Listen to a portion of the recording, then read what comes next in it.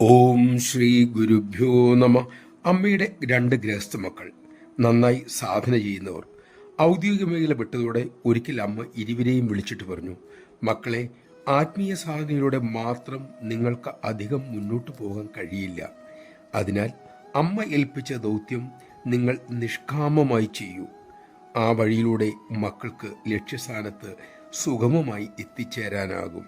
നമഃശിവായ. ഓരോരുത്തരുടെയും വാസനയ്ക്കും സംസ്കാരത്തിനും പ്രാരബ്ധത്തിനും അനുസരിച്ച വഴിയിലൂടെ വേണം നാം സഞ്ചരിക്കുവാൻ. എങ്കിലേ സാക്ഷാത്കാരം ലക്ഷ്യത്തിലെത്തുക അസാധ്യമാവൂ. ആ പാത കാണിച്ചു തരാൻ സദ്ഗുരുവിന് മാത്രമേ കഴിയൂ. കൃപയാൽ നമുക്ക് അമ്മയെ കിട്ടി. അമ്മ കാണിക്കും പാതയിലൂടെ പോകാൻ നമുക്ക് സാധിക്കട്ടെ. നമുക്ക് ഓരോരുത്തർക്കും അമ്മ കാണിച്ചു തരുന്നത് നമുക്ക് മാത്രമുള്ള വഴിയാണ്. അതിൽ ശങ്ക കൂടാതെ മുന്നോട്ട് പോകാൻ നമുക്ക് സാധിക്കട്ടെ. അതിനായി അമ്മ നമ്മിൽ കൃപ ചൊരിയട്ടെ.